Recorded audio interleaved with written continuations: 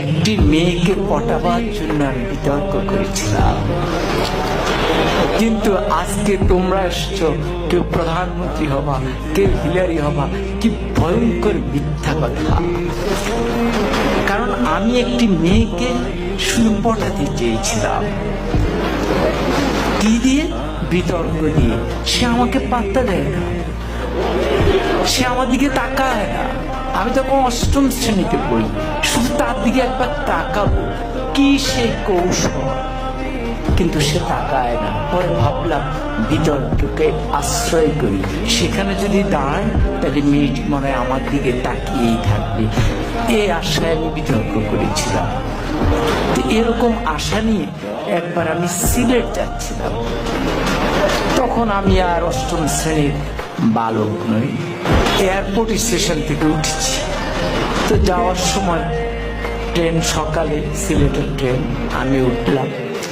উঠে আমার সিটে গেলাম, দেখি আমার একটি সিট, সামনে আরেকটি সিট, মানে ডাবল ডাবল না। পরে কেউ আসে না, পরে একটি মেয়ে আসে এবং মেয়েটি সামনে বসার পর আমি একটু সতেজ হয়ে গেলাম, পুরুষের মন তো। পরে মেয়েটি দেখলাম সাদা গ্রাউন করা, আমি বুঝলাম সে সিলেট মেডিকেল। তাহলে ভাবলাম যাক, মান সম্পন্নই হয়েছে। এরপরে ট্রেনে গিয়ে যাচ্ছে, আমার মনে কত কিছু আসে, কত ভাবনা আসে, কিন্তু আমি তো কথা বলতে পারতেছি না, খুব আনইজি বোধ করছি। কি করব? ট্রেন যায় ভিড়লো আখাউড়া স্টেশন। আখাউড়া তো নাম শুনেছ না? তো পরে আমি আখাউড়া স্টেশনে গেলাম। যাওয়ার পর হঠাৎ আমি তো মেয়েটার দিকে তাকানোর চেষ্টাই করি, কিন্তু মেয়েটা করে কিনা আমি ঠিক বুঝি না। তো হঠাৎ করে একজন আসলেন, এসে বললেন, ভাই লাগবে? আমি বললাম না, আমার তো খেয়াল ওই মেয়েটির দিকে। এরপরে উনি একটু দূরে গিয়ে দাঁড়ালেন। এবার আরেকজন আসলেন, উনি এসে বললেন লাগবে?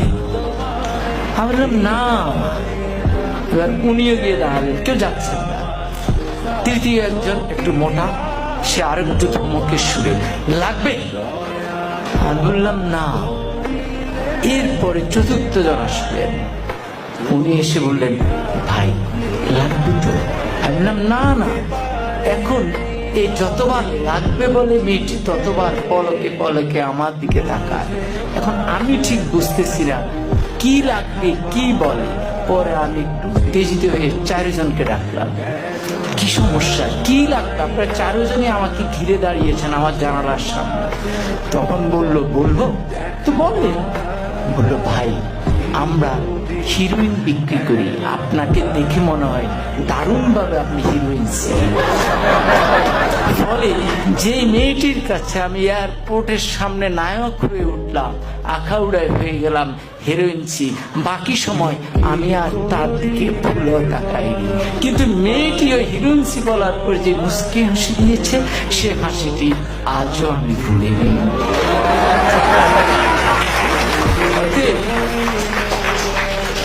অতএব বিতর্ক ঠিক এই জায়গায়, ওই সূক্ষ্ম হাসিটি সুন্দরভাবে মনে রাখবার জন্য আজকে আমরা তোমাদেরকে ডেকেছি।